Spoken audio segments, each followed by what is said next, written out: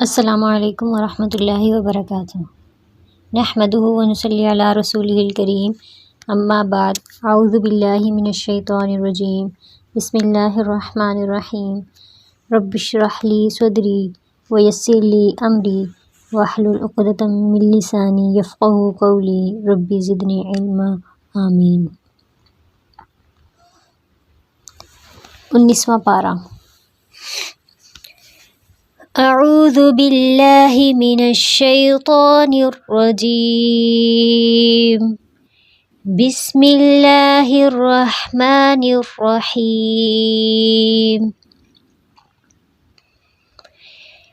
وقال الذین لا يرجون لقاءنا لولا انزل علینا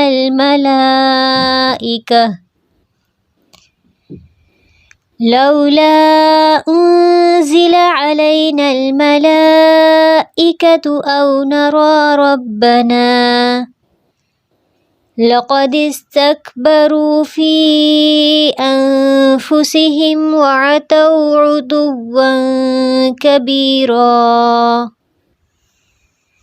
يوم يرون الملائكة لا بشرى يومئذ للمجرمين ويقولون حجرا محجورا وقدمنا إلى ما عملوا من عمل فجعلناه هباء منثورا أصحاب الجنة يومئذ خير مستقرا وأحسن مقيلا۔ اور جنہیں ہماری ملاقات کی توقع نہیں، انہوں نے کہا کہ ہم پر فرشتے کیوں نہیں اتارے جاتے، یا ہم اپنی آنکھوں سے اپنے رب کو دیکھ ہی لیتے۔ ان لوگوں نے اپنے آپ کو ہی بہت بڑا سمجھ رکھا ہے اور سخت سرکشی کر لی ہے۔ ابھی بھی انہی کی بات ہو رہی ہے جو کہ معجزوں کی طلب کر رہے ہیں اور رسول اللہ صلی اللہ علیہ وسلم پر ایمان بھی نہیں لا رہے، اور طرح طرح کے مطالبے کر رہے ہیں کہ یا تو ہم پر فرشتے اتارے جائیں، یا ہم نے اپنے رب کو دیکھنا ہے۔ اس طرح کی باتیں جو ہیں، اس طرح کے مطالبات اپنے آپ کو بڑا سمجھ کر وہ اس طرح سے کر رہے ہیں، اور وہ حق بات سننے کو تیار ہی نہیں۔ اللہ سبحانہ و تعالیٰ کیا فرماتے ہیں؟ جس دن یہ فرشتوں کو دیکھ لیں گے، اس دن ان گنہگاروں کو کوئی خوشی نہ ہوگی، اور کہیں گے یہ محروم ہی محروم کیے گئے۔ جس دن فرشتوں کو وہ دیکھیں گے، کس دن دیکھیں گے؟ موت کے وقت۔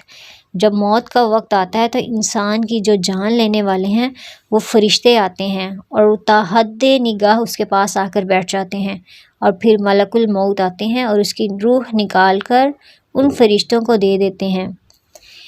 اگر تو نیک ہو تو اچھے کفن میں روح کو لپیٹتے ہیں، اور جو برا انسان ہے اس کے لیے غلیظ کفن میں لپیٹ کر، ٹاٹ میں لپیٹ کر اس کو اوپر لے کر جاتے ہیں۔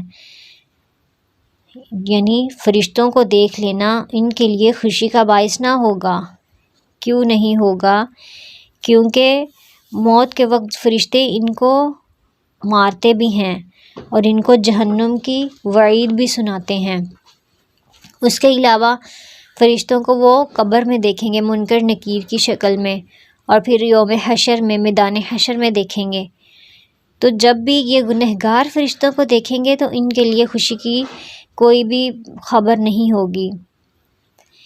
اور انہوں نے جو جو اعمال کیے تھے، ہم نے ان کی طرف بڑھ کر انہیں اڑا دیا، پراگندہ زروں کی طرح اڑا دیا، یعنی ان کا کوئی وزن ہی نہیں ہوگا۔ البتہ اس دن جنتیوں کا ٹھکانہ بہتر ہوگا اور خوابگاہ بھی عمدہ ہوگی۔ جنتی جو ہوں گے ان کے لیے کیا ہے کہ ان کے جو اعمال ہیں ان کا وزن ہوگا۔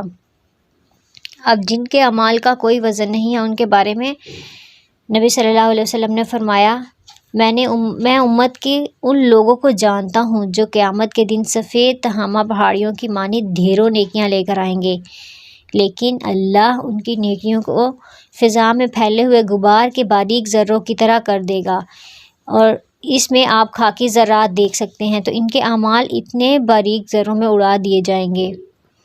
یہ کون لوگ ہوں گے؟ کیا یہ کوئی کافر یا منافق مشرک مجرم ہوں گے؟ نہیں، بے شک وہ تمہارے ہی بھائی ہوں گے، تمہاری ہی نسل سے ہوں گے، رات کو تمہاری طرح قیام کریں گے، لیکن وہ تنہائیوں میں اللہ کے حرام کردہ امور کا ارتکاب کریں گے۔ اور دوسری طرف جو مومنین ہیں، جو جنت والے ہیں، ان کے لیے کتنا ہی بہتر ٹھکانہ ہے، اور پھر ان کو دوپہر کے آرام کرنے کا بھی ان کو مقام کہاں ملے گا؟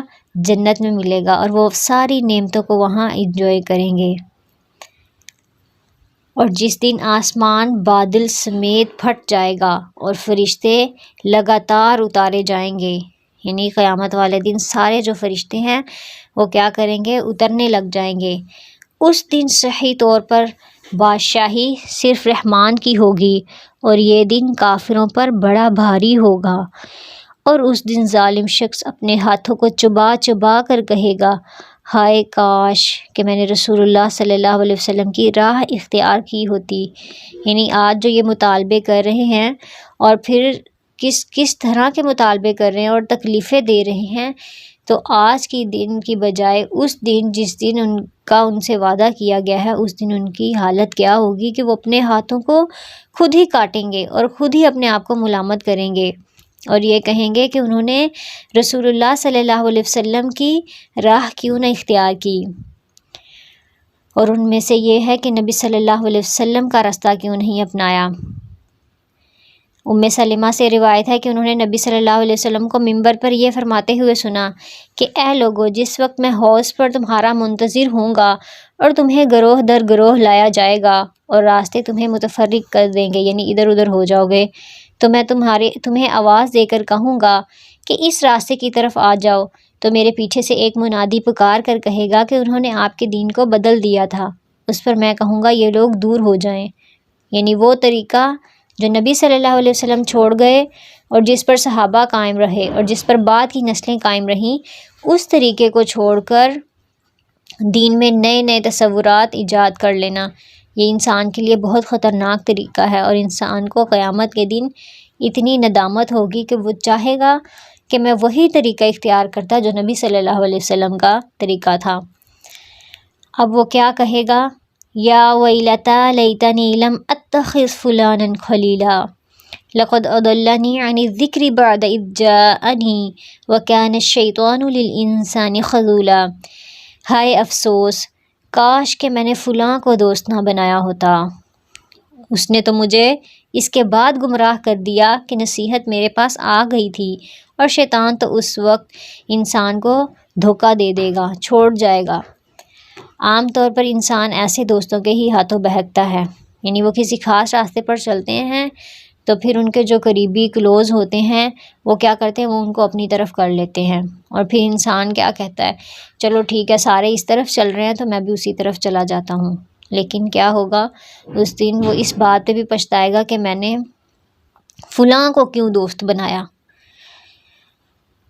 اور رسول کیا کہیں گے؟ وقال الرسول یا رب ان قوم اتخذوا هذا القرآن مہجورا۔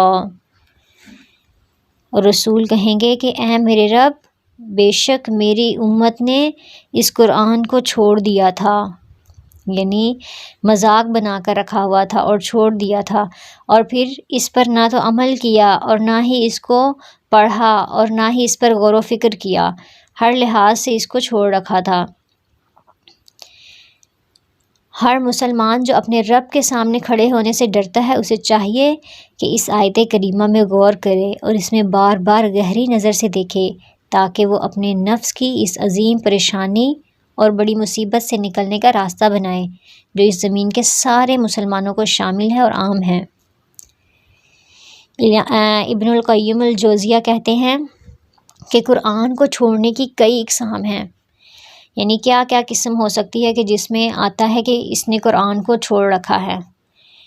اس کو نہ سننا اور نہ اس پر ایمان لانا، اس پر عمل نہ کرنا، اس کے حلال حرام پر نہ رکنا اور نہ ہی اس کے حکم کو ماننا، اور اس کو حاکم نہ بنانا، یعنی اپنے جھگڑوں میں قرآن کے فیصلوں سے فیصلہ نہ لینا، اور اس پر غور و فکر نہ کرنا، پھر اس کا فہم حاصل نہ کرنا اور اس کے ذریعہ علاج نہ کرنا، کیونکہ قرآن جو ہے وہ دل کی تمام بیماریوں کے لیے شفا ہے۔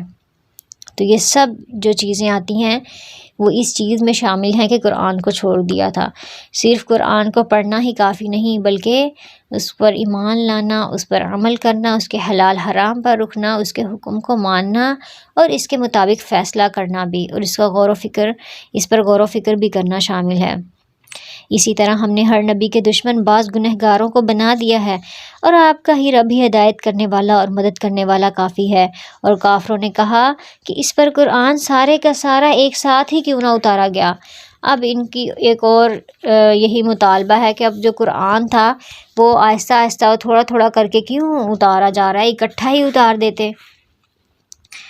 تو جواب دیا جا رہا ہے اسی طرح ہم نے تھوڑا تھوڑا کر کے اتارا تاکہ اس سے ہم آپ کا دل مضبوط رکھیں۔ ہم نے اسے ٹھہر ٹھہر کر ہی پڑھ کر سنایا ہے، یعنی ایک دفعہ اچانک سارے کا سارا جو بوجھ ہے وہ اس کا نہیں کوئی بھی برداشت کر سکتا، تو اسی لیے تھوڑا تھوڑا اتارا ہے کہ تاکہ انسان کے اندر ہر روز ایک نئی تبدیلی ہو، ہر روز ایک نئی بات ہو۔ تو یہ نبی صلی اللہ علیہ وسلم کو تسلی بھی دی جاتی تھی آیات اتار اتار کر کہ آپ ان کی باتوں کو دل پر نہ لیں،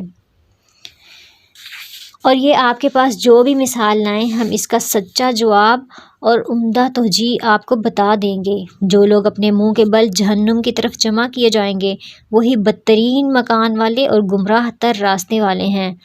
اور بلا شبہ ہم نے موسیٰ علیہ السلام کو کتاب دی اور ان کے ہمراہ ان کے بھائی ہارون کو ان کا وزیر بنا دیا، اور کہہ دیا کہ تم دونوں ان لوگوں کی طرف جاؤ جو ہماری آیتوں کو جھٹلا رہے ہیں۔ پھر ہم نے انہیں بالکل ہی پامال کر دیا، تباہ و برباد کر دیا۔ اور قوم نوح نے بھی جب رسولوں کو جھوٹا کہا تو ہم نے ان کو غرق کر دیا اور لوگوں کے لیے انہیں نشان عبرت بنا دیا، اور ہم نے ظالموں کے لیے دردناک عذاب مہیا کر رکھا ہے۔ اور عاد اور سمود اور کنویں والے اور ان کے درمیان بہت سی امتوں کو ہلاک کر دیا، اور ہم نے ان کے سامنے مثالیں بیان کیں، پھر ہر ایک کو بالکل ہی تباہ کر دیا۔ یہ لوگ اس بستی کے پاس آتے جاتے بھی ہیں، یعنی جو قوم مکہ ہے وہ ان بستیوں کے پاس سے گزرتی رہتی تھی جن پر بری طرح بارش برسائی گئی، کیا یہ پھر بھی اسے دیکھتے نہیں؟ حقیقت یہ ہے کہ ان کو دوبارہ اٹھنے پر امید ہی نہیں، اور تمہیں جب بھی کبھی دیکھتے ہیں تو تم سے مذاق کرنے کی کوشش کرنے لگتے ہیں۔ کیا مذاق کرتے ہیں؟ کیا یہ وہی شخص ہے جنہیں اللہ نے رسول بنا کر بھیجا ہے؟ تو یہ والی بات جو ہے یہ کہنا بھی کتنی عجیب بات ہے کہ کیا یہی ہے، یعنی ڈی گریڈ کر رہے ہیں کہ کیا یہی ہے جس کو اللہ نے پیغمبر بنا کر بھیجا ہے؟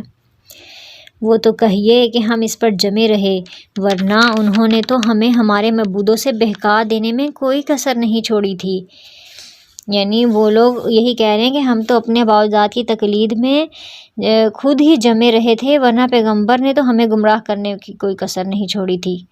یعنی اپنے شرک پر جمے ہوئے ہیں اور اس پر فخر بھی کر رہے ہیں، یعنی ان کو کوئی دلیل بھی ان کو فائدہ نہیں دے رہی۔ کیوں نہیں دے رہی؟ کیونکہ ان کے اندر کا غرور ان کو حق بات کو سمجھنے پر اور عمل کرنے پر آمادہ ہی نہیں کر رہا، اور جب یہ عذابوں کو دیکھیں گے تو پھر انہیں صاف معلوم ہو جائے گا کہ پوری طرح راہ سے کون بھٹکا ہوا تھا۔ أَرَأَيْتَ مَنِ اتَّخَذَ إِلَٰهَهُ هَوَاهُ أَفَأَنْتَ تَكُونُ عَلَيْهِ وَكِيلًا، کہ آپ نے اسے بھی دیکھا جس نے اپنی خواہش نفس کو اپنا معبود بنائے ہوئے ہے، کیا آپ اس کے ذمہ دار ہو سکتے ہیں؟ یعنی اب تک جو ہم نے پڑھا اس میں یہی تھا کہ بتوں کو الہ بنایا، یعنی اللہ کو چھوڑ کر دوسرے لوگوں کو معبود بنایا ہوا ہے، لیکن اس آیت میں کیا ہے؟ اپنی خواہش نفس کو اپنا رب مانا ہوا ہے۔ یعنی خواہشات کو معبود بنانے کا مطلب یہ ہے کہ سب سے پہلے اپنی خواہشات کو اوپر رکھنا، اللہ کا حکم پیچھے کر دینا، اور جو دل میں آئے صرف اسی کو فالو کرنا، اور اپنی خواہشات کی اس طرح اطاعت کرنا گویا وہ الہ ہی بن جائے، یعنی میں تو وہی کروں گا کہ جو میرا دل چاہتا ہے، چاہے اللہ تعالیٰ کا فرمان کچھ اور ہی ہو۔ لیکن پھر کیا ہوتا ہے؟ انسان بہکتے بہکتے کہاں جاتا ہے؟ جہنم میں۔ نبی صلی اللہ علیہ وسلم نے فرمایا کتنے ہی لوگ ایسے ہیں جو اپنی خواہش نفس کو پورا کرنے میں لگ جاتے ہیں، ان کے لیے قیامت کے دن آگ کے سوا کچھ نہیں ہوگا۔ یہ کیسے ہے؟ مثلا نماز کا وقت ہے لیکن آپ کو نیند آ رہی ہے، اور پھر کیا ہوتا ہے، آپ اس کو بند کر دیتے ہیں۔ آپ کو پتہ ہے کہ نماز کا وقت چلا جائے گا لیکن آپ نہیں اٹھتے، نماز ہی نہیں ادا کرتے، روزہ ہی نہیں رکھتے، خواہشات نفس کی پیروی کی، روزہ رکھنے کی بجائے کھانا پینا آپ کی خواہش ہے، آپ کنٹرول نہیں کرتے، اللہ کا حکم پیچھے کر دیا۔ اسی طرح معاملات میں بھی خواہشات نفس کی پیروی، مثلا دوسروں پر حکم چلانا، لیٹ ڈاؤن کرنا، یا وہ بولے چلے جانا جو انسان کے دل میں آئے، تو یہ ساری چیزیں کیا ہیں؟ اپنے دل کی ماننا ہے۔ اور پھر انسان کی خواہشات میں حلال و حرام کی پرواہ نہ کرنا، اور پھر جو بھی حرام رستے ہیں، ناجائز رستے ہیں، ان کی طرف لوٹ جانا۔ یہ ساری کی ساری چیزیں ہیں اپنے خواہشات نفس کو اپنا رب یا معبود مان لینا۔ کیا آپ اسی خیال میں ہیں کہ ان میں سے اکثر سنتے سمجھتے ہیں؟ یعنی آپ ان کو یہ نہ سمجھیں کہ یہ بہت انٹلیکچوئل ہیں اور بہت اچھے ہیں یہ، اور بہت زبردست ہیں، آپ ان سے امپریس ہوں۔ نو وے، وہ تو نرے کیا ہیں، چوپایوں جیسے ہیں، بلکہ ان سے بھی زیادہ بھٹکے ہوئے ہیں۔ یعنی وہ جانوروں کی طرح ان کی لائف ہے، گائے بھینس۔ ان کو کیا ہوتا ہے، صرف اپنی خواہش پوری کرنے کا پتہ ہوتا ہے، انہیں پتہ ہے بس کھانا پینا ہے، بچے پیدا کرنے ہیں، اور زندگی میں کوئی بڑا مقصد نہیں۔ تو اسی طرح ان لوگوں کی بھی زندگی ایسی ہی ہے جو لوگ صرف اور صرف اپنی ڈیزائرز کو پورا کرتے رہتے ہیں، اور کوئی پروڈکٹیو لائف یا جو اللہ کے احکامات ہیں ان کو پیچھے کیا ہوا ہے۔ تو اللہ سبحانہ وتعالیٰ ان کے بارے میں کہہ رہے ہیں کہ وہ جانوروں سے بھی زیادہ بھٹکے ہوئے ہیں، کیونکہ جانوروں کی تو زندگی کا مقصد ہی یہی ہے، لیکن انسان کی زندگی کا مقصد یہ نہیں ہے۔ کیا آپ نے دیکھا نہیں کہ آپ کے رب نے سائے کو کس طرح پھیلا دیا ہے؟ اگر چاہتا تو اسے ٹھہرا ہوا ہی کر دیتا۔ یعنی جو سائے ہیں تو وہ بھی کیا ہیں، پھیلے ہوئے ہیں، وہ بھی اسٹل نہیں ہیں، تو اگر چاہتا تو اسے ٹھہرا ہوا ہی کر دیتا۔ اب جدھر جدھر سورج جاتا ہے سائے بھی اسی طرف کو ہی ہونے لگتے ہیں، اور پھر ہم نے سورج کو اس پر دلیل بنایا، اور پھر ہم نے اسے آہستہ آہستہ اپنی طرف کھینچ لیا۔ اور وہی ہے جس نے رات کو تمہارے لیے پردہ بنایا، اور نیند کو راحت بنائی، اور دن کو اٹھ کھڑے ہونے کا وقت بنایا۔ اور وہی ہے جو بارش برسنے سے پہلے خوشخبری دینے والی ہواؤں کو بھیجتا ہے، اور ہم آسمان سے پاک پانی برساتے ہیں۔ یعنی بارش کا پانی جو ہوتا ہے وہ پاک ہوتا ہے۔ اس کی کیا وجہ ہے، اس کا کیا مقصد ہے؟ تاکہ اس کے ذریعے سے مردہ شہر کو زندہ کر دیں، اور اسے ہم اپنی مخلوقات میں سے بہت سے جانوروں اور انسانوں کو اس میں سے پلاتے ہیں۔ اور بے شک ہم نے اسے ان کے درمیان طرح طرح سے بیان کیا تاکہ وہ نصیحت حاصل کریں۔ یعنی اللہ سبحانہ وتعالیٰ نے ریپیٹلی اور پھر اس کے بعد بار بار کھول کھول کر بتایا ہے، لیکن کیا ہوتا ہے، اکثر لوگ سوائے ناشکری کے انکار ہی کرتے ہیں، مانتے ہی نہیں۔ اگر ہم چاہتے تو ہر بستی میں ایک ڈرانے والا بھیج دیتے، بس آپ کافروں کا کہنا نہ مانیں، اور قرآن کے ذریعے ان سے پوری طاقت سے بڑا جہاد کریں۔ یعنی قرآن کو لے کر جہاد کریے، اس کی تعلیم کو عام کریں، اس کی پیغام کو عام کریں، اور زیادہ سے زیادہ لوگوں کو کفر اور شرک سے بچائیے۔ اور پھر اس کو وسیع پیمانے پر پھیلانے اور لوگوں تک لے جانے میں جو محنت ہے اس کو جہاد کہا گیا ہے۔ یہ سورۃ الفرقان ہے، اس میں دو چیزوں کا واضح کمپیریزن کیا گیا ہے۔ اب کیا ہے، وَهُوَ الَّذِي مَرَجَ الْبَحْرَيْنِ، وہی ہے جس نے دو سمندر آپس میں ملا رکھے ہیں، یہ ہے میٹھا اور مزیدار، اور یہ ہے خاری کڑوا، اور ان دونوں کے درمیان ایک حجاب اور مضبوط اوٹ کر دی ہے۔ اور پھر وہی ہے جس نے پانی سے انسان کو پیدا کیا، پھر اسے نسب والا اور سسرالی رشتوں والا کر دیا۔ بلا شبہ آپ کا رب ہر چیز پر قادر ہے۔ یہ اللہ کو چھوڑ کر ان کی عبادت کرتے ہیں جو نہ تو انہیں کوئی نفع دے سکے اور نہ کوئی نقصان دے، اور کافر تو اپنے رب کے خلاف شیطان کی مدد کرنے والا ہی ہے۔ اور ہم نے تو آپ کو خوشخبری اور سنانے والا اور خبردار کرنے والا بنا کر بھیجا ہے۔ یعنی نبی صلی اللہ علیہ وسلم کا کام کیا ہے کہ لوگوں کو بتا دیں، بس خوشخبری دیں، نیک کام کرنے والوں کو، اور جو برے کام کریں ان کو وارن کر دیں۔ کہہ دیجئے میں قرآن کے پہنچانے پر تم سے کوئی بدلہ نہیں چاہتا مگر جو شخص اپنے رب کی طرف راہ پکڑنا چاہے، اور پھر اس ہمیشہ زندہ رہنے والے اللہ پر توکل کیجئے جسے کبھی موت نہیں آئے گی، اور اس کی تعریف کے ساتھ پاکیزگی بیان کرتے رہیے، وہ اپنے بندوں کے گناہوں سے کافی خبردار ہے۔ یعنی اللہ کو سب معلوم ہے کہ کون انسان کیا گناہ کرتا ہے، اور انسانوں لوگوں سے تو ڈرنے کا فائدہ ہی نہیں، کیونکہ اصل میں گناہ لکھ کون رہا ہے؟ اللہ سبحانہ وتعالیٰ۔ جو انسان کرتا ہے وہی ہے جس نے آسمانوں اور زمین اور ان کے درمیان کی سب چیزوں کو 6 دن میں پیدا کر دیا، پھر عرش پر مستوی ہوا، وہ رحمان ہیں۔ آپ اس کے بارے میں کسی بھی خبر رکھنے والے سے پوچھ لیجئے، یعنی رحمان کی معرفت رکھتا ہے، رحمان کو پہچانتا ہے، اس سے پوچھ لیں کہ رب کون ہے، رحمان کون ہے۔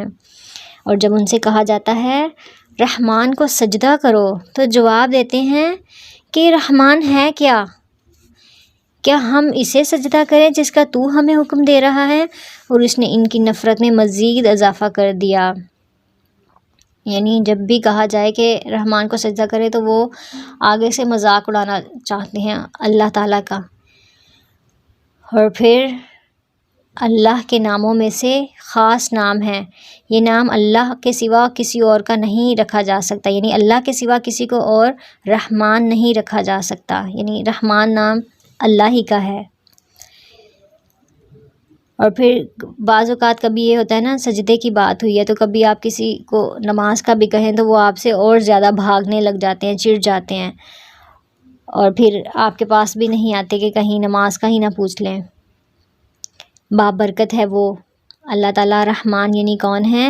تبارک الذی جعل فی السماء، بابرکت ہے وہ جس نے آسمان میں برج بنائے اور اس میں سورج بنایا اور چاند روشن، اور اسی نے رات اور دن کو ایک دوسرے کے پیچھے آنے جانے والے بنایا، اس شخص کی نصیحت کے لیے جو نصیحت حاصل کرنے یا شکر گزاری کا ارادہ رکھتا ہو۔ وعباد الرحمن الذین یمشون علی الارض حونا واذا خاطبهم الجاہلون قالوا سلاما۔ رحمان کے سچے بندے کون ہیں؟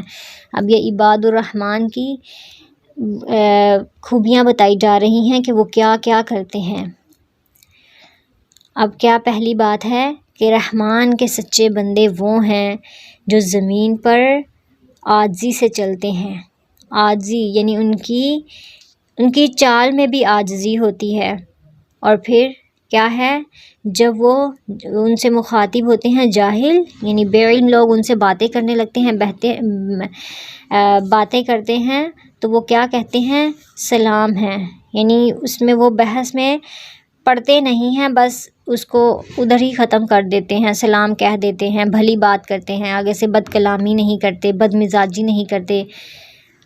اور چال سے مراد یہ ہے کہ ان کی چال جو ہے وہ یہ نہیں کہ سست ہوتی ہے، عاجز ہوتی ہے، یہ ہے کہ بغیر کسی کو تکلیف دیے ان پرسکون انداز میں چلتے ہیں وہ۔ والذین یبیتون لربہم سجدا وقیاما، اور جو لوگ اپنے رب کے سامنے سجدے اور قیام کرتے ہوئے راتیں گزار دیتے ہیں، یعنی ان کی راتیں کیسی ہوتی ہیں؟ اپنے رب کے سامنے سجدے میں اور قیام کرتے ہوئے ان کی جو ہیں وہ راتیں لکھی جاتی ہیں۔ نبی صلی اللہ علیہ وسلم نے فرمایا جس آدمی نے رات کے قیام میں 10 آیتیں تلاوت کی اس کے لیے اجر کا ڈھیر لکھا جاتا ہے، اور یہ ڈھیر دنیا اور جو کچھ اس میں ہے اس سے بہتر ہے۔ اور فرض نمازوں کے بعد سب سے فضیلت والی نماز رات کی نماز ہے، یعنی کہ تہجد کی نماز۔ اور جو لوگ یہ دعا کرتے ہیں کہ ہمارے رب ہم سے دوزخ کا عذاب پرے ہی پرے رکھ، کیونکہ اس کا عذاب چمٹ جانے والا ہے۔ ربنا اصرف عنا عذاب جہنم ان عذابها کان غراما انها ساءت مستقرا ومقاما، بے شک وہ ٹھہرنے اور رہنے کے لحاظ سے بدترین جگہ ہے، یعنی جب اللہ کو پکارتے ہیں تو پھر جہنم سے پناہ بھی مانگتے ہیں۔ اور پھر ان کی کیا خوبی ہے کہ جو خرچ کرتے وقت نہ تو اسراف کرتے ہیں، یعنی نہ تو فضول خرچی کرتے ہیں اور نہ بخیلی کرتے ہیں، بلکہ ان دونوں کے درمیان معتدل طریقے پر خرچ کرتے ہیں، درمیانہ خرچ کرتے ہیں، نہ تو بہت زیادہ خرچ کرتے ہیں کہ خود ویسے ہی بیٹھے رہ جائیں، اور نہ ہی یہ کہ بالکل تنگی کر دیں کہ کسی کو کچھ دے ہی نہ۔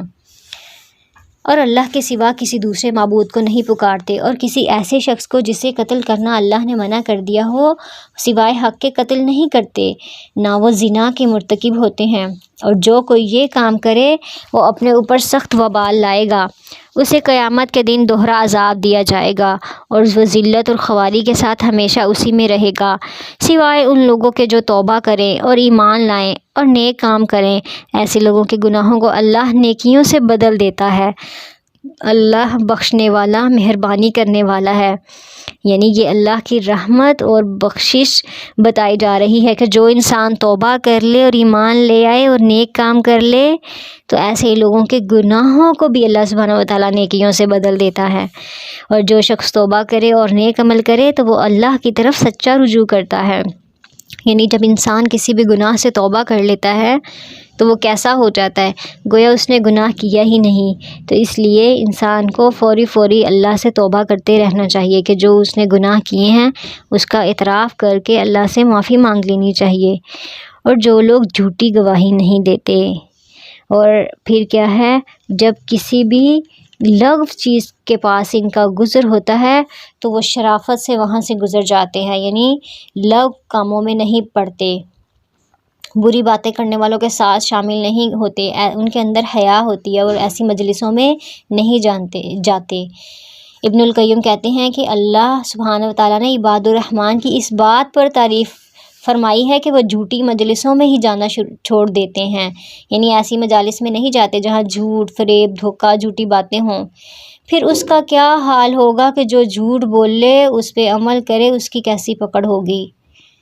یعنی یہ لوگ تو مجلسوں میں بھی نہیں جاتے کہ جہاں پہ برے کام ہو رہے ہوں، اور پھر وہ کیا ہے، جب ان کے رب کے کلام کی آیتیں سنائی جاتی ہیں تو وہ اندھے بہرے ہو کر ان پر نہیں گرتے، یعنی ان کو غور سے سنتے ہیں، اگر انہیں سمجھ نہیں آ رہا ہوتا تو پھر دوبارہ سنتے ہیں۔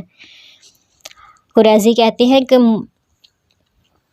مومن جو ہے اس کی آنکھ کو اس بات سے بڑھ کر ٹھنڈا کرنے والی اور کوئی چیز نہیں کہ وہ اپنی بیوی اور اپنی اولاد کو اللہ کا فرما بردار دیکھے، یعنی ان کا دل کرتا ہے کہ ان کی بیویاں اور ان کے بچے جو ہیں وہ اللہ کے فرما بردار ہوں، اور اسی لیے وہ کیا دعا کرتے ہیں، ربنا ہب لنا من ازواجنا وذریاتنا قرۃ اعین واجعلنا للمتقین اماما، اور یہ دعا کرتے ہیں، اے ہمارے پروردگار تو ہمیں ہماری بیویوں اور اولاد سے آنکھوں کی ٹھنڈک عطا فرما اور ہمیں متقین کا امام بنا۔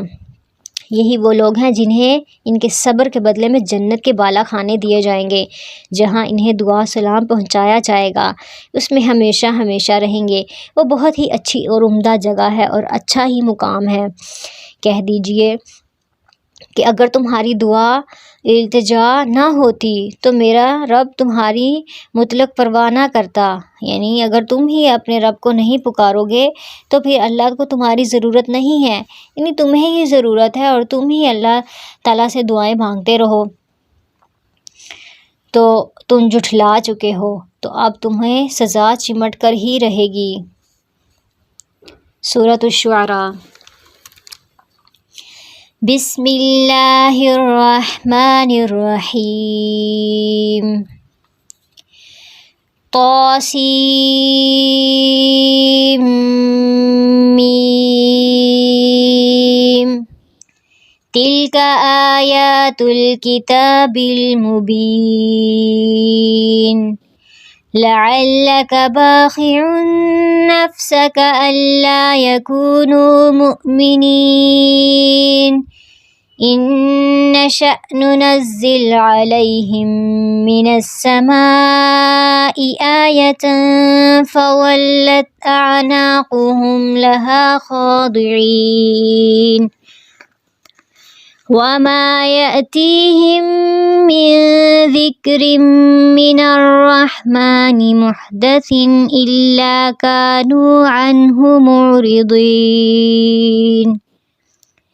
فقد كذبوا فسيأتيهم أنباء ما كانوا به يستهزئون۔ شروع اللہ کے نام سے جو بڑا مہربان نہایت رحم کرنے والا ہے۔ طاسیم میم۔ یہ آیتیں روشن کتاب کی ہیں، ان کے ایمان نہ لانے پر شاید آپ تو اپنی جان ہی کھو دیں گے۔ یعنی نبی صلی اللہ علیہ وسلم پر اتنا بھاری ہوتا تھا کہ یہ لوگ ایمان کیوں نہیں لاتے۔ اگر ہم چاہتے تو ان پر آسمان سے کوئی ایسی نشانی اتارتے کہ جس کے سامنے ان کی گردنیں خم ہو جاتیں، اور ان کے پاس رحمان کی طرف سے جو بھی نئی نصیحت آئی یہ اس سے روگردانی کرنے والے بن گئے۔ ان لوگوں نے جھٹلا دیا کہ اب ان کے پاس جلدی سے اس کی خبریں آ جائیں گی جس کے ساتھ وہ مذاق اڑا رہے ہیں۔ کیا انہوں نے زمین پر نظریں نہیں ڈالیں کہ ہم نے اس میں ہر طرح کے نفیس جوڑے کس قدر اگائے ہیں؟ بے شک اس میں یقیناً نشانی ہے، اور ان میں اکثر لوگ مومن نہیں ہیں، اور یقیناً آپ کا رب وہی غالب اور مہربان ہے۔ اور جب آپ کے رب نے موسیٰ علیہ السلام کو آواز دی کہ تم ظالم قوم کے پاس جاؤ، قوم فرعون کے پاس، کیا وہ ڈرتے نہیں؟ موسیٰ علیہ السلام نے کہا، میرے پروردگار، مجھے تو خوف ہے کہ کہیں وہ مجھے جھٹلا ہی نہ دیں، اور میرا سینہ تنگ ہے اور میری زبان نہیں چل رہی، تو ہارون کو بھی میرے ساتھ بھیج دے۔ اور ان کا مجھ پر ایک قصور کا دعویٰ بھی ہے کہ مجھے ڈر ہے کہ وہ کہیں مجھے مار ہی نہ ڈالیں۔ جناب باری نے فرمایا، ہرگز ایسا نہ ہوگا، تم دونوں ہماری نشانیاں لے کر جاؤ، ہم خود سننے والے تمہارے ساتھ ہیں۔ تم دونوں فرعون کے پاس جا کر کہو کہ بلا شبہ ہم رب العالمین کے بھیجے ہوئے ہیں کہ تو ہمارے ساتھ بنی اسرائیل کو روانہ کر دے۔ فرعون نے کہا، کیا ہم نے تجھے تیرے بچپن کے زمانہ میں اپنے ہاں نہیں پالا تھا، اور تو نے اپنی عمر کے بہت سے سال ہم میں نہیں گزارے تھے؟ پھر تو اپنا وہ کام کر گیا جو کر گیا، اور تو نہ شکروں میں سے ہے۔ یعنی موسیٰ علیہ السلام سے ایک قتل ہو گیا تھا۔ تو موسیٰ علیہ السلام نے جواب دیا کہ میں نے اس کام کو اس وقت کیا تھا جبکہ میں راہ بھولے ہوئے لوگوں میں سے تھا، یعنی مجھے نہیں اس بات کا علم تھا، اور پھر میں تم سے خوف کھا کر بھاگ گیا۔ پھر مجھے میرے رب نے حکم اور علم عطا فرمایا اور مجھے اپنے پیغمبروں میں سے کر دیا۔ مجھ پر تیرا کیا یہی وہ احسان ہے جسے تو جتا رہا ہے کہ تو نے بنی اسرائیل کو غلام بنا رکھا ہے؟ یعنی تم احسان تو بڑے جتلا رہے ہو، حالانکہ تم نے کیا کیا ہوا ہے، پوری قوم کو غلام بنا کر رکھا ہوا ہے۔ فرعون نے کہا، یہ رب العالمین کیا چیز ہے؟ تو موسیٰ علیہ السلام نے فرمایا، وہ آسمانوں اور زمین اور ان کے درمیان کی تمام چیزوں کا رب ہے، اگر تم یقین رکھنے والے ہو۔ فرعون نے اپنے ارد گرد والوں سے کہا، کیا تم سن نہیں رہے؟ یعنی وہ مذاق اڑا رہا ہے ان کا بھی۔ تو موسیٰ علیہ السلام نے فرمایا، وہ تمہارا اور تمہارے اگلے باپ دادوں کا پروردگار ہے۔ موسیٰ علیہ السلام اللہ سبحانہ وتعالیٰ کا تعارف کروا رہے ہیں جبکہ وہ نان سیریس ہے۔ کیا کہہ رہا ہے؟ فرعون نے کہا، لوگو، تمہارا یہ رسول جو تمہاری طرف بھیجا گیا ہے یہ تو مجنون ہے۔ موسیٰ علیہ السلام نے فرمایا، وہی مشرق اور مغرب کا اور ان کے درمیان کی تمام چیزوں کا رب ہے اگر تم عقل ہو۔ فرعون کہنے لگا، سن لو، اگر تو نے میرے سوا کسی اور کو معبود بنایا تو میں تجھے قیدیوں میں ڈال دوں گا۔ موسیٰ علیہ السلام نے کہا، کیا میں تیرے پاس کوئی اگر کھلی ہوئی چیز لے آؤں؟ تو فرعون نے کہا، اگر تم سچوں میں سے ہو تو لے آؤ، پیش کرو۔ آپ نے اسی وقت اپنی لاٹھی ڈال دی جو اچانک کھلم کھلا اژدہا بن گئی، اور اپنا ہاتھ کھینچ نکالا تو وہ بھی اسی وقت ہر دیکھنے والے کو سفید نظر آنے لگا۔ فرعون نے اپنے آس پاس کے سرداروں سے کہا، بھئی یہ تو بڑا ہی کوئی ماہر جادوگر ہے، یہ تو چاہتا ہی یہی ہے کہ اپنے جادو کے زور سے تمہاری سرزمین سے نکال دے، بتاؤ اب تم کیا حکم دیتے ہو؟ ان سب نے کہا، آپ اسے اور اس کے بھائی کو مہلت دیجیے اور تمام شہروں میں ہرکارے بھیج دیجیے جو آپ کے پاس ذی علم جادوگروں کو لے کر آئیں۔ پھر ایک مقررہ دن کے وعدے پر تمام جادوگر جمع کیے گئے، اور عام لوگوں سے بھی کہہ دیا گیا کہ تم بھی مجمع میں حاضر ہو جاؤ گے، تاکہ اگر جادوگر غالب آ جائیں تو ہم انہی کی پیروی کریں۔ جادوگر آ کر فرعون سے کہنے لگے، اگر ہم جیت گئے تو ہمیں کچھ انعام ملے گا؟ فرعون نے کہا، ہاں، بلکہ ایسی صورت میں تم میرے خاص مقرب بن جاؤ گے۔ تو موسیٰ علیہ السلام نے جادوگروں سے کہا کہ جو کچھ تمہیں ڈالنا ہے ڈال دو۔ انہوں نے اپنی رسیاں اور لاٹھیاں ڈال دیں اور کہنے لگے، فرعون کی عزت کی قسم، ہم ہی غالب رہیں گے۔ تو اب موسیٰ علیہ السلام نے اپنی لاٹھی ڈال دی، اور پھر اسی وقت ان کے جھوٹ موٹ کے کرتب کو اس نے نگلنا شروع کر دیا۔ یہ دیکھتے ہی جادوگر تو بے اختیار سجدے میں گر گئے۔ انہوں نے صاف کہہ دیا کہ ہم تو اللہ رب العالمین پر ایمان لائے۔ یعنی موسیٰ علیہ السلام اور ہارون کے رب پر۔ فرعون نے کہا میری اجازت سے پہلے تم اس پر ایمان لے آئے، یقیناً یہی تمہارا وہ بڑا سردار ہے جس نے تم سب کو جادو سکھلایا ہے، سو تمہیں ابھی ابھی معلوم ہو جائے گا، قسم ہے میں ابھی تمہارے ہاتھ پاؤں الٹے طور پر کاٹ دوں گا اور تم سب کو سولی پر لٹکا دوں گا۔ انہوں نے کہا کوئی حرج نہیں، ہم تو اپنے رب کی طرف ہی لوٹنے والے ہیں، اس امید پر کہ ہم سب سے پہلے ایمان والے بنے ہیں، ہمیں امید ہے کہ ہمارا رب ہماری ساری خطائیں معاف کر دے گا۔ اور ہم نے موسیٰ کو وحی کی کہ راتوں رات میرے بندوں کو نکال لے چلو، تم سب پیچھا کیے جاؤ گے، یعنی تمہارا پیچھا فرعون ہی کریں گے۔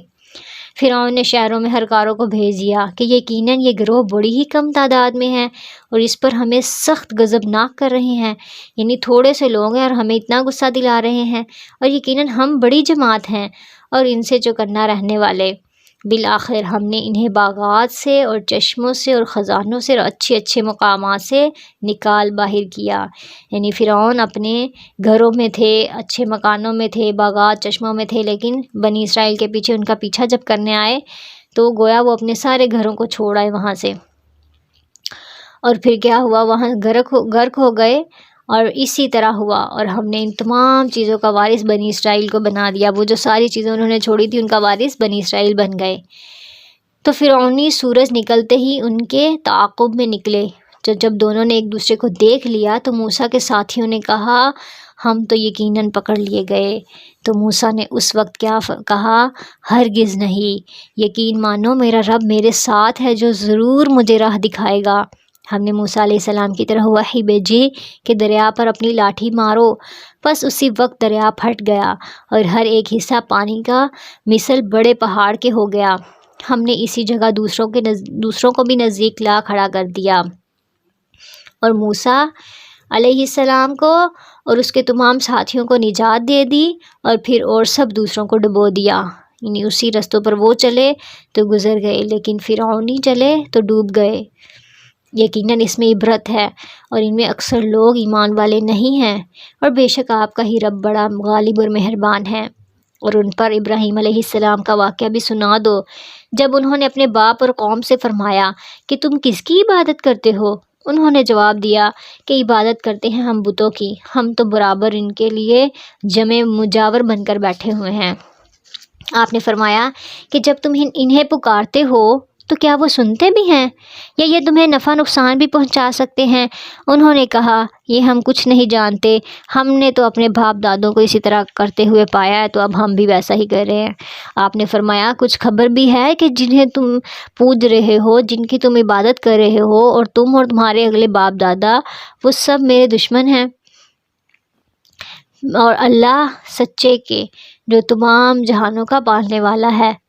اب اللہ تعالیٰ کا تعارف کروا رہے ہیں کہ وہ جس نے مجھے پیدا کیا اور وہی میری رہنمائی فرماتا ہے، وہی مجھے کھلاتا پلاتا ہے، اور جب میں بیمار پڑ جاؤں تو مجھے شفا دیتا ہے، اور وہی مجھے موت دے گا اور پھر وہی زندہ کرے گا، اور جس سے امید بندھی ہوئی ہے کہ وہ روز جزا میرے گناہوں کو بخش دے گا۔ ربی ہب لی حکما والحقنی بالصالحین واجعل لی لسان صدق فی الآخرین۔ اے میرے رب مجھے قوت فیصلہ عطا فرما دے اور مجھے نیک لوگوں میں ملا دے، اور میرا ذکر خیر پچھلے لوگوں میں بھی باقی رکھ۔ یہ ابراہیم علیہ السلام کی دعا ہے۔ مجھے نعمتوں والی جنت کے وارثوں میں سے بنا دے اور میرے باپ کو بخش دے، یقیناً وہ گمراہوں میں سے تھا، اور جس دن لوگ دوبارہ اٹھائے جائیں گے مجھے رسوا نہ کرنا، جس دن مال اور اولاد کچھ کام نہ آئے گا، لیکن الا من اتی اللہ بقلب سلیم، لیکن فائدہ والا وہی ہے جو اللہ کے سامنے سلامت دل لے کر آئے گا، یعنی جو سلامت دل لے کر آئے گا۔ سلامت دل کون سا ہے؟ جو شرک سے پاک ہو، اور قلب مومن یعنی مومن کے دل کو کہا جا رہا ہے کہ وہ سلامت دل ہوتا ہے، ہر نیکی والا اور برائی سے پاک، اللہ کا فرما بردار، رسول کا فرما بردار، جو اللہ کے فیصلے کو قبول کرنے والا۔ اور پھر قلب سلیم اس کے نجات کا باعث ہوگا، کیونکہ اللہ تعالیٰ انسان کے دل کی حالت کو دیکھے گا، اس کی شکل نہیں دیکھے گا۔ رسول اللہ صلی اللہ علیہ وسلم نے فرمایا افضل لوگ کون ہیں؟ فرمایا نبی صلی اللہ علیہ وسلم سے پوچھا گیا کہ افضل لوگ کون ہیں؟ آپ نے فرمایا ہر پاک صاف دل والا اور زبان کا سچا۔ لوگوں نے کہا زبان کے سچے کو تو ہم جانتے ہیں، یہ پاک صاف دل والا کون ہے؟ فرمایا صاف ستھرا جس کے دل میں نہ گناہ ہو، نہ ظلم ہو، نہ کینہ ہو اور نہ حسد ہو۔ تو اللہ سبحانہ و تعالیٰ سے دعا کرنی چاہیے کہ اللہ تعالیٰ قلب سلیم سلامت دل عطا فرمائے، کیونکہ یہی قیامت والے دن فائدہ دے گا، اور پرہیزگاروں کے لیے جنت بالکل نزدیک لا دی جائے گی، اور گمراہ لوگوں کے لیے جہنم ظاہر کر دی جائے گی، اور ان سے پوچھا جائے گا کہ جن کی تم عبادت کرتے رہے ہو وہ کہاں ہیں؟ اللہ کے سوا تھے وہ، کیا وہ تمہاری مدد کرتے ہیں یا کوئی بدلہ لے سکتے ہیں؟ بس وہ سب اور کل گمراہ لوگ جہنم میں اوندے منہ ڈال دیے جائیں گے، اور ابلیس کے تمام لشکر بھی وہاں آپس میں جھگڑتے ہوئے کہیں گے، کیا کہیں گے؟ یعنی اب یہ لوگ وہاں پہ آپس میں جھگڑیں گے، آپس میں دنیا میں تو ان کی دوستیاں تھیں، قسم اللہ کی یقیناً ہم تو کھلی غلطی پر تھے، جبکہ تمہیں رب العالمین کے برابر سمجھے بیٹھے تھے، اور ہمیں تو سوائے ان بدکاروں کے کسی اور نے گمراہ نہیں کیا، ہمارا تو آج کوئی سفارشی بھی نہیں ہے، ولا صدیق حمیم، اور نہ کوئی ہمارا سچا غمخوار دوست، یعنی آج تو وہ بھی نہیں ہے۔ اگر کاش ہمیں ایک بار پھر جانا ہوتا تو ہم پکے سچے مومن بن جاتے۔ یہ ایک زبردست نشانی ہے، اور اکثر لوگ ایمان نہیں لانے والے۔ یقیناً آپ کا رب ہی پروردگار جو ہے وہ غالب اور مہربان ہے۔ قوم نوح نے بھی نبیوں کو جھٹلا دیا، جبکہ ان کے بھائی نوح علیہ السلام نے کہا کہ تمہیں اللہ کا خوف نہیں؟ کیا تم اللہ سے نہیں ڈرتے؟ سنو، میں تمہاری طرف اللہ کا رسول ہوں، امانت دار ہوں، تمہیں اللہ سے ڈرنا چاہیے اور میری ہی بات ماننی چاہیے، میں تم سے اس پر کوئی نہیں اجر چاہتا، میرا بدلہ تو صرف رب العالمین کے ہاں ہے، بس تم اللہ کا خوف رکھو اور میری فرما برداری کرو۔ قوم نے جواب دیا کہ کیا ہم تجھ پر ایمان لائیں؟ تیری تابع داری تو رذیل لوگوں نے کی ہے، یعنی کمتر لوگوں نے کی ہے۔ آپ نے فرمایا مجھے کیا خبر کہ وہ پہلے کیا کرتے رہے، ان کا حساب تو میرے رب کے ذمہ ہے، اگر تمہیں شعور ہے تو۔ میں ایمانداروں کو دھکے دینے والا نہیں ہوں، میں تو صاف طور پر ڈرا دینے والا ہوں۔ انہوں نے کہا اے نوح اگر تو باز نہ آیا تو یقیناً تجھے سنسار کر دیا جائے گا، یعنی تمہیں پتھر مار کر ہم ہلاک کر دیں گے۔ آپ نے کہا اے میرے رب میری قوم نے مجھے جھٹلا دیا، بس تو مجھ میں اور ان میں فیصلہ کر دے اور مجھ میں اور میرے ایمان والے ساتھیوں کو نجات دے۔ چنانچہ ہم نے اس کو اور اس کے ساتھیوں کو بھری ہوئی کشتی میں سوار کر کے نجات دے دی اور باقی سب کو ڈبو دیا۔ یقیناً اس میں بڑی عبرت ہے، ان میں سے اکثر لوگ ایمان لانے والے نہیں، یعنی یہ سن کر بھی نہیں، اور بے شک آپ کا رب بہت غالب ہے، رحم کرنے والا ہے۔ عادی جو ہیں یعنی قوم عاد، انہوں نے بھی رسولوں کو جھٹلا دیا، جبکہ ان سے ان کے بھائی ہود نے کہا کیا تم ڈرتے نہیں ہو؟ میں تمہارا امانت دار پیغمبر ہوں، تم اللہ سے ڈرو اور میرا کہنا مانو، میں اس پر تم سے کوئی اجرت طلب نہیں کرتا، میرا ثواب تو تمام جہان کے پروردگار کے پاس ہے۔ کیا تم ایک ٹیلے پر بطور کھیل تماشا یادگار عمارت بنا رہے ہو؟ یعنی وہ یادگار جو تھی بلڈنگ ہوتی تھی وہ بناتے تھے، اور بڑی صنعت والے مضبوط محل تعمیر کر رہے ہو، گویا تم ہمیشہ یہیں پہ ہی رہو گے۔ بڑی بڑی خوبصورت جو بلڈنگز تھی وہ بناتے تھے، اور جب کسی پر ہاتھ ڈالتے ہو سختی اور ظلم سے پکڑتے ہو۔ اللہ سے ڈرو اور میری پیروی کرو، اس سے ڈرو جس نے ان چیزوں سے تمہاری مدد کی جسے تم جانتے ہو، اور اس نے تمہاری مدد کس سے کی ہے؟ مال سے اور اولاد سے اور باغات سے اور چشموں سے۔ مجھے تو تمہاری نسبت بڑے دن کے عذاب کا اندیشہ ہے۔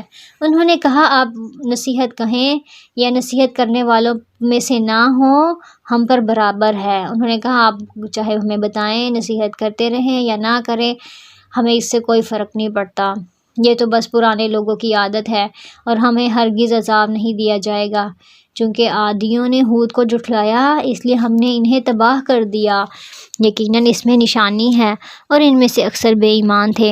بے شک آپ کا رب وہی ہے، غالب ہے اور مہربان ہے۔ قوم سمود نے پیغمبروں کو جھٹلا دیا۔ ان کے بھائی صالح نے ان سے فرمایا کہ کیا تم اللہ سے ڈرتے نہیں؟ میں تمہاری طرف اللہ کا امانت دار پیغمبر ہوں، تو تم اللہ سے ڈرو اور میرا کہنا مانو۔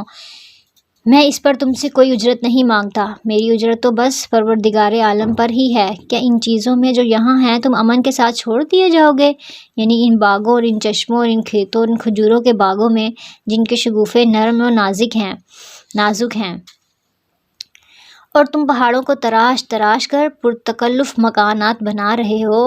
اللہ سے ڈرو اور میری اطاعت کرو، اور بے باک حد سے گزر جانے والوں کی اطاعت سے باز آ جاؤ، جو ملک میں فساد پھیلا رہے ہیں اور اصلاح نہیں کرتے۔ انہوں نے کہا ان پر تو جادو کر دیا گیا ہے، تو ہم جیسا انسان ہے، اگر تم سچوں میں سے ہو تو کوئی معجزہ لے آؤ۔ آپ نے فرمایا یہ ہے اونٹنی، پانی پینے کی ایک باری اس کی اور ایک مقررہ دن کی باری پانی پینے کی تمہاری۔ یعنی پھر معجزے کے طور پر انہیں اونٹنی دی گئی، اور پھر ان کو یہ بھی منع کیا گیا کہ ایک دن تمہارا ہوگا اور ایک دن اونٹنی کا ہوگا۔ لیکن انہوں نے کیا کیا؟ اسے برائی سے ہاتھ نہ لگانا، ورنہ ایک بڑے بھاری دن کا عذاب تمہیں گرفت کر لے گا۔ پھر بھی انہوں نے اس کی کوچیں کاٹ ڈالیں، یعنی اس اونٹنی کو مار ڈالا، تو کیا ہوا؟ وہ نادم ہو گئے اور عذاب نے انہیں آ دبوچا۔ بے شک اس میں عبرت ہے، اور ان میں سے اکثر لوگ ایمان والے نہیں، اور بے شک آپ کا رب بڑا زبردست اور مہربان ہے۔ قوم لوط نے بھی نبیوں کو جھٹلا دیا۔ انہوں نے اپنے نبی کو جھٹلایا، اس لیے نبیوں کہا جا رہا ہے کہ جو ایک بھی پیغمبر کو جھٹلا دے گویا اس نے سارے پیغمبروں کو جھٹلایا۔ ان سے ان کے بھائی لوط نے کہا کیا تم اللہ کا ڈر نہیں رکھتے؟ میں تمہاری طرف امانت دار رسول ہوں، تم اللہ سے ڈرو اور میری اطاعت کرو، میں تم سے اس پر کوئی بدلہ نہیں مانگتا، میرا اجر تو صرف اللہ پر ہے جو تمام جہانوں کا رب ہے۔ کیا تم جہان والوں میں سے مردوں کے ساتھ شہوت کرتے ہو، اور تمہاری جن عورتوں کو اللہ نے تمہارا جوڑ بنایا ہے ان کو تم چھوڑ دیتے ہو، بلکہ تم ہو ہی حد سے گزر جانے والے۔ تو ان کو اس چیز سے جب روکا گیا تو ان کا کیا تھا جواب؟ قَالُوا لَئِن لَّمْ تَنْتَهِ يَا لُوطُ لَتَكُونَنَّ مِنَ الْمُخْرَجِينَ۔ انہوں نے جواب دیا کہ اے لوط اگر تو باز نہ آیا تو یقیناً تم نکال دیے جاؤ گے۔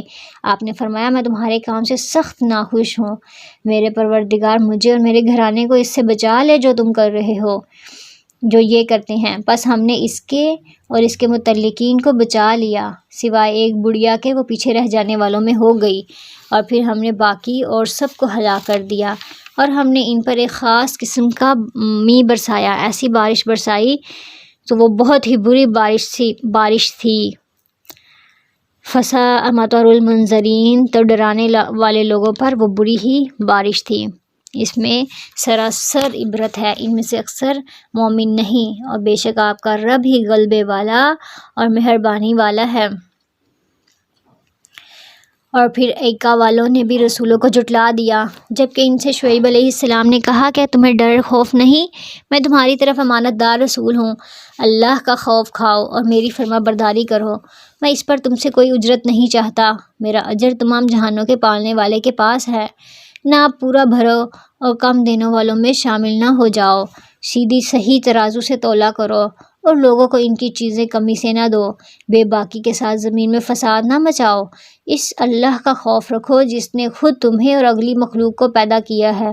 انہوں نے کہا تو ان میں سے ہے جن پر جادو کر دیا گیا ہے، اور تو ہم جیسا انسان ہے، اور ہم تو تجھے جھوٹ بولنے والوں میں سے سمجھتے ہیں، اگر تم سچے لوگوں میں سے ہو تو ہم پر آسمان کے ٹکڑے گرا دو۔ کہا کہ میرا رب خوب جاننے والا ہے جو تم کچھ کرتے ہو، اور چونکہ انہوں نے اسے جھٹلا دیا تو انہیں سائبان والے دن کے عذاب نے پکڑ لیا، وہ بڑے بھاری دن کا عذاب تھا، یقیناً اس میں بڑی نشانی ہے، اور ان میں سے اکثر مومن نہیں تھے، اور یقیناً آپ کا پروردگار وہی غلبے والا مہربانی والا ہے، اور بے شک یہ قرآن رب العالمین کا نازل فرمایا ہوا ہے۔ اب قرآن کی سچائی کے بارے میں کیا دلیل دی جا رہی ہے کہ یہ اللہ سبحانہ و تعالیٰ کی طرف سے ہی نازل کردہ ہے، اسے امانت دار فرشتہ لے کر آیا ہے، یعنی جبرائیل، اور پھر اس کا مقصد کیا ہے کہ یہ آپ کے دل پر اترا ہے، یعنی نبی صلی اللہ علیہ وسلم کے دل پر اترا ہے کہ آپ آگاہ کر دینے والوں میں سے ہو جائیں، اور صاف عربی زبان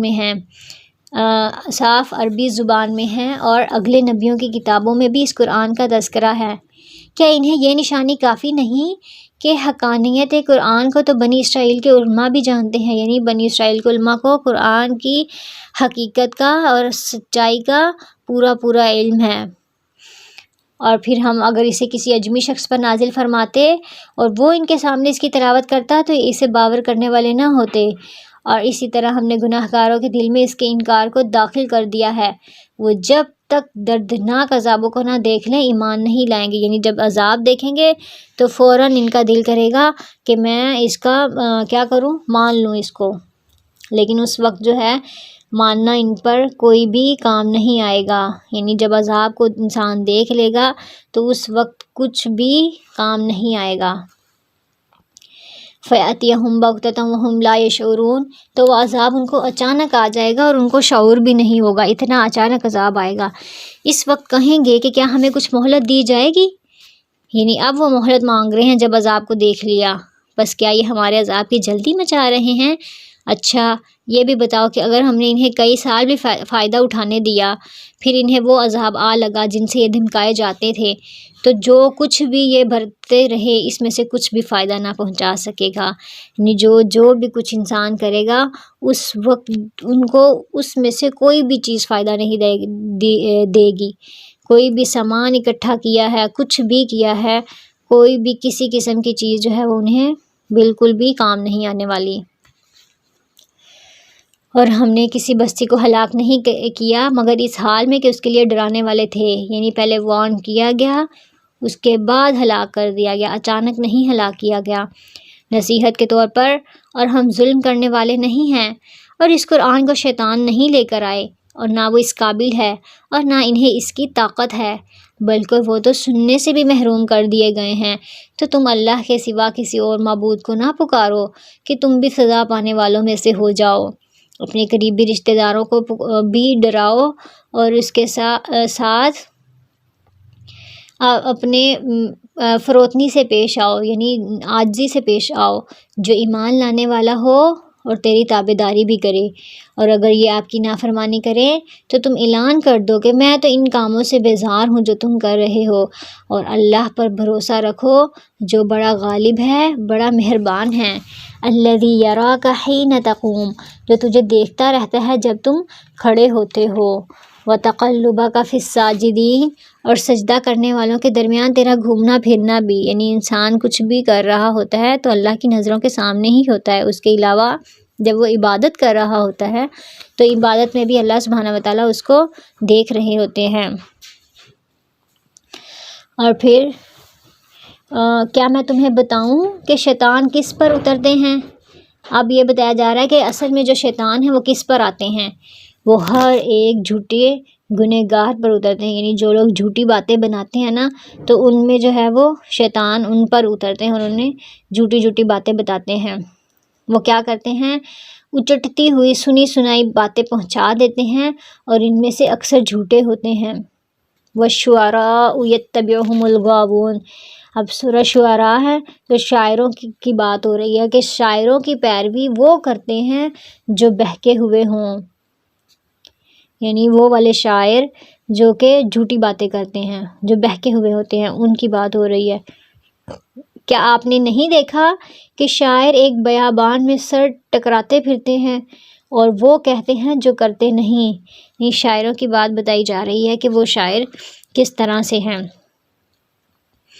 تو اب ایسے کیونکہ شاعروں کی اکثریت ایسی ہوتی ہے کہ وہ اصول و ضابطے، ذاتی پسند اور ناپسند کے مطابق جو ہے وہ اپنی رائے کا اظہار کرتے ہیں اور اس میں مبالغہ آرائی بھی کرتے ہیں، اور جو تخیلات ان کے ہوتے ہیں اس میں وہ کبھی ادھر کبھی ادھر بھٹکتے ہیں۔ تو یہی فرمایا کہ ان کے پیچھے لگنے والے بھی گمراہ ہیں۔ اور اس قسم کے شاعر یعنی جو برے شعر ہیں ان کے بارے میں کیا کہا گیا ہے کہ پیٹ کو لہو اور پیپ سے بھر جانا جو اسے خراب کر دے، شعر سے بھر جانے سے بہتر ہے، یعنی یہ ان شعروں کی بات ہو رہی ہے، اس شاعری کی بات ہو رہی ہے جس میں فحش باتیں ہوتی ہیں۔ اور پھر یہ بھی ان کے بارے میں کہا جاتا ہے کہ وہ کہتے ہیں جو کرتے نہیں ہیں، سوائے ان کے جو ایمان لائے اور نیک عمل کیے اور بکثرت اللہ کا ذکر کیا اور اپنی مظلومی کے بعد انتقام لیا۔ جنہوں نے ظلم کیا ہے وہ بھی ابھی جان لیں گے کہ کس کروٹ الٹتے ہیں، یعنی سب کو پتہ چل جائے گا کہ کون سچا ہے اور کون جھوٹا۔ سورۃ النمل۔ بسم اللہ الرحمن الرحیم۔ طاسین تلک آیات القرآن وکتاب مبین ھدی وبشری للمؤمنین الذین یقیمون الصلاة ویؤتون الزکاة وهم بالآخرة هم یوقنون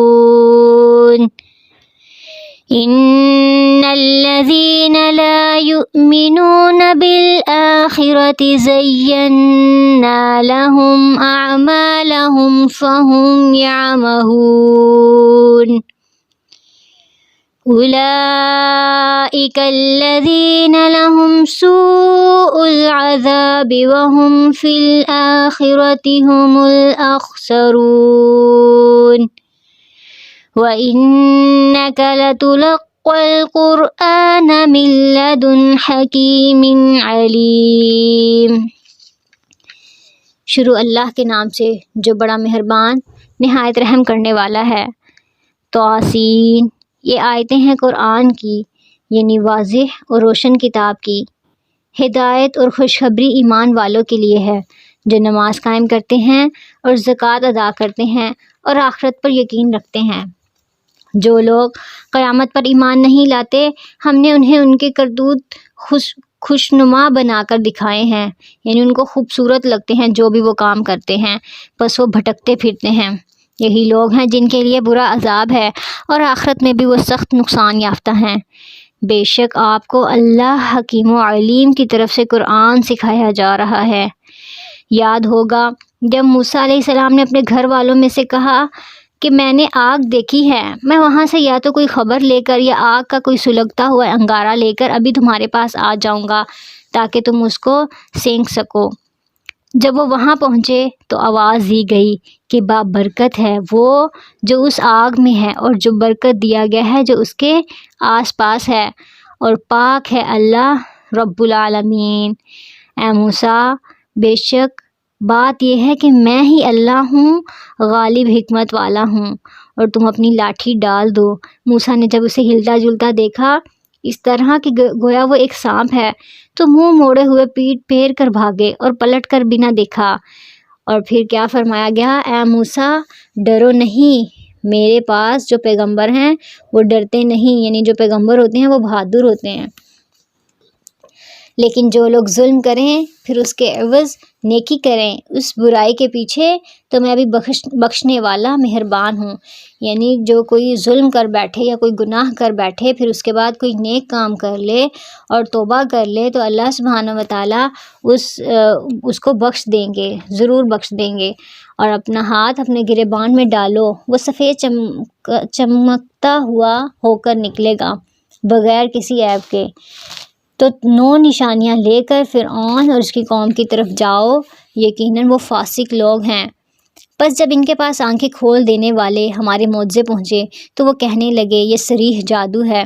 انہوں نے انکار کر دیا حالانکہ ان کے دل یقین کر چکے تھے، یعنی ان کو پتہ چل گیا تھا، لیکن پھر بھی انہوں نے ضد اور ظلم اور تکبر کی وجہ سے انہوں نے انکار کر دیا۔ بس دیکھ لیجئے ان فساد کرنے والوں کا انجام کیسا ہوا۔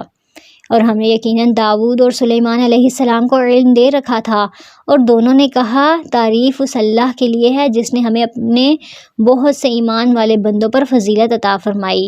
اور داؤد کے وارث سلیمان ہوئے اور کہنے لگے لوگوں ہمیں پرندوں کی بولی سکھائی گئی ہے اور ہم سب کچھ میں سے دیے گئے ہیں، یعنی جتنی بھی چیزیں ہیں ان میں سے ہمیں کچھ نہ کچھ ضرور دیا گیا ہے، جیسے علم، نبوت، حکمت، مال، جن و انس اور جو پرندے ہیں ان کی تذکیر وغیرہ ان کو دی گئی تھی. جیسے انسان کہتا ہے نا مجھے ہر اللہ تعالیٰ کا دیا ہوا سب کچھ ملا ہے، تو انہوں نے بھی یہی کہا کہ ہمیں سب کچھ دیا ہوا اللہ کا ملا ہے، اور بے شک یہ بالکل کھلا ہوا فضل الہی ہے.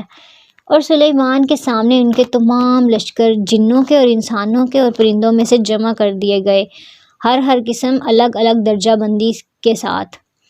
اب وہ کیا ہوا ہے، وہاں سے چلے ہیں. حَتَّى إِذَا أَتَوْا عَلَى وَادِ النَّمْلِ قَالَتْ نَمْلَةٌ يَا أَيُّهَا النَّمْلُ ادْخُلُوا مَسَاكِنَكُمْ. جب وہ چیونٹیوں کے میدان میں پہنچے تو ایک چیونٹی نے کہا اے چیونٹیوں اپنے اپنے گھروں میں گھس جاؤ، ایسا نہ ہو کہ بے خبری میں سلیمان علیہ السلام اور اس کا لشکر تمہیں روند ڈالے. اب ان کو تو بولی سمجھ آ رہی تھی کیونکہ اللہ سبحانہ وتعالیٰ نے ان کو سکھائی ہوئی تھی.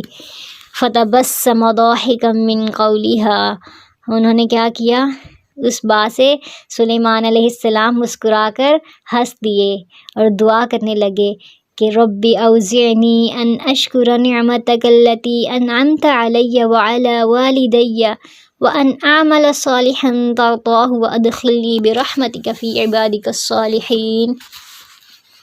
اے رب تو مجھے توفیق دے کہ میں تیری ان نعمتوں کا شکر بجا لاؤں جو تو نے مجھ پر انعام کی ہیں، اور میرے ماں باپ پر بھی، اور میں ایسے نیک اعمال کرتا رہوں جن سے آپ خوش ہو جائیں.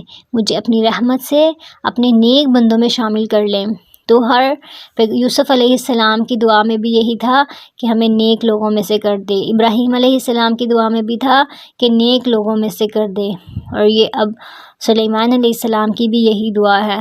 تو پیغمبر تو پہلے ہی نیک ہوتے ہیں، تو وہ اس لیے کہ ان کا جو نیک لوگوں کا پروٹوکول ہے وہ بہت زبردست ہے، اور اللہ سبحانہ وتعالیٰ کے سامنے ان کی بہت عزت ہے، اس لیے وہ یہی دعا کرتے ہیں کہ اللہ ہمیں نیک لوگوں میں شامل کر لے. آپ نے پرندوں کی دیکھ بھال کی اور فرمانے لگے یہ کیا بات ہے کہ میں ہدہد کو نہیں دیکھتا، کیا واقعی وہ غیر حاضر ہے؟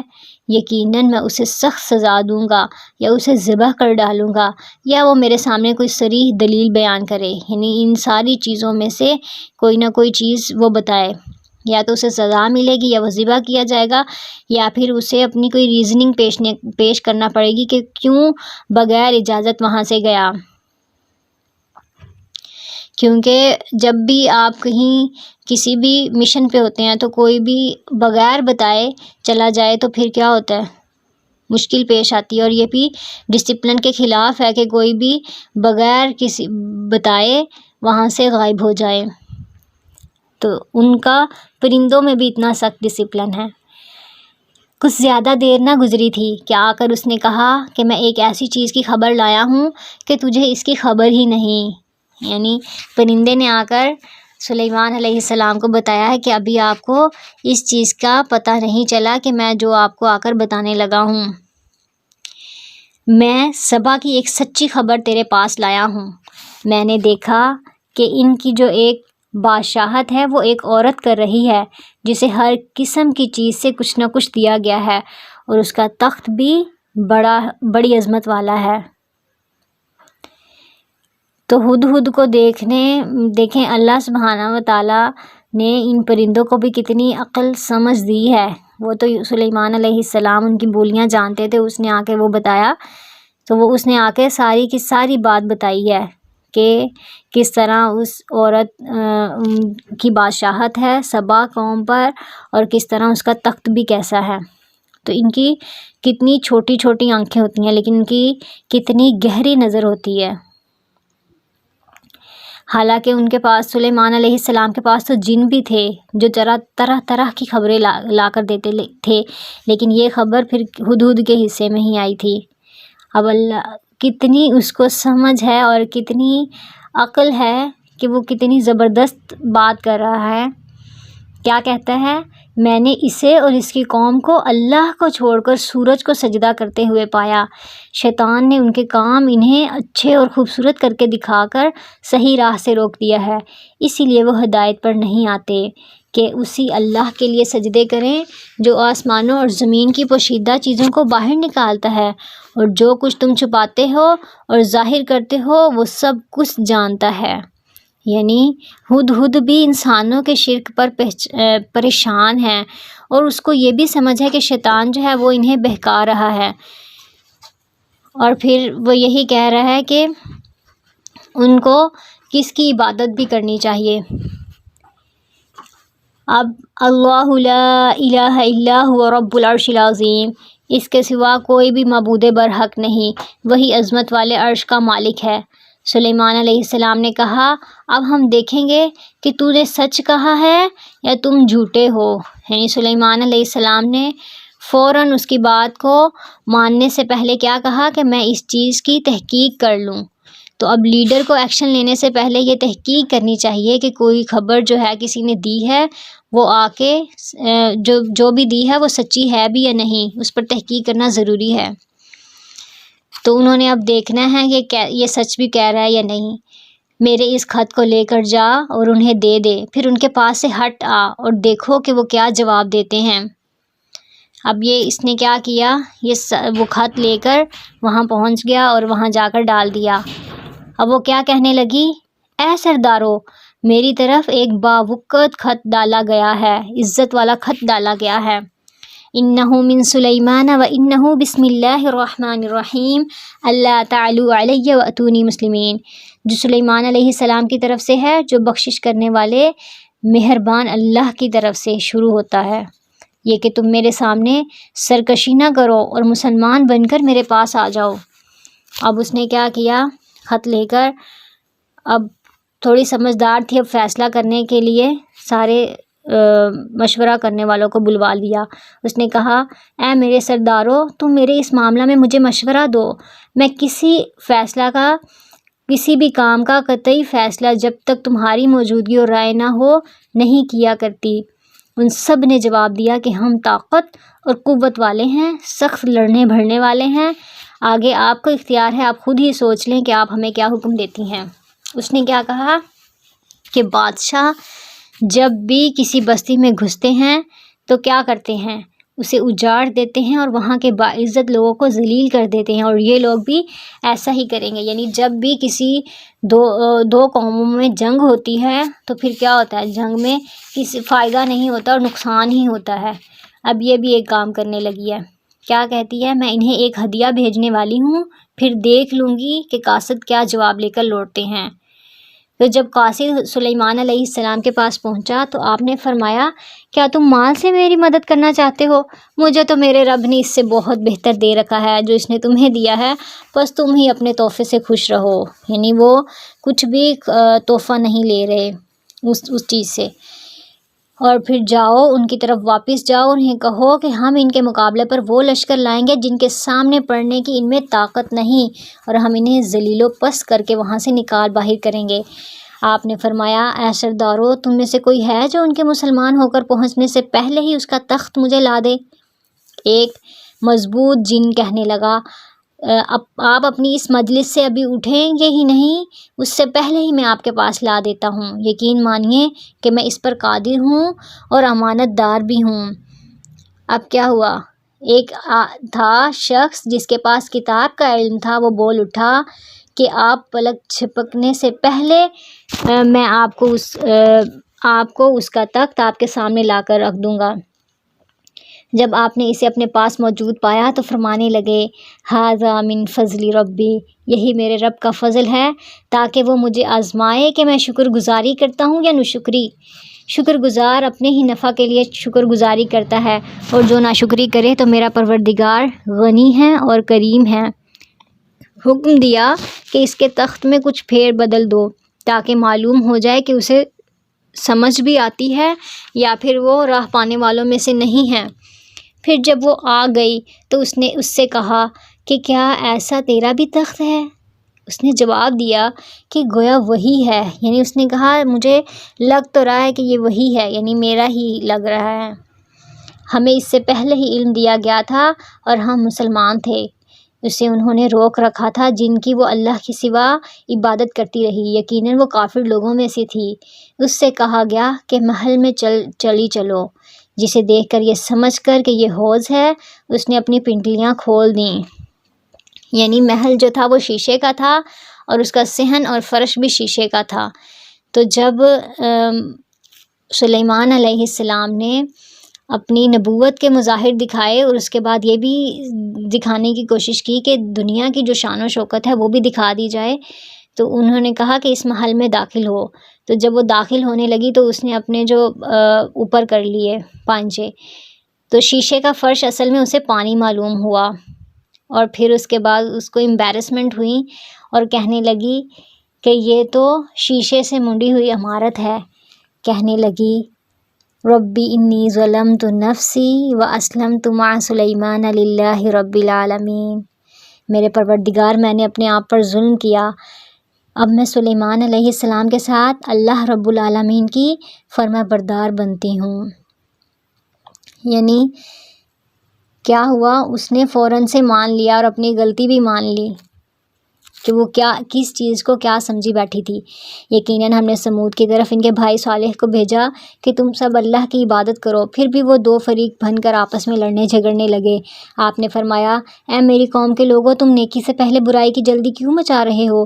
تم اللہ سے استغفار کیوں نہیں کرتے تاکہ تم پر رحم کیا جائے؟ وہ کہنے لگے ہم تو تیری اور تیری ساتھیوں کی بدشگونی لے رہے ہیں۔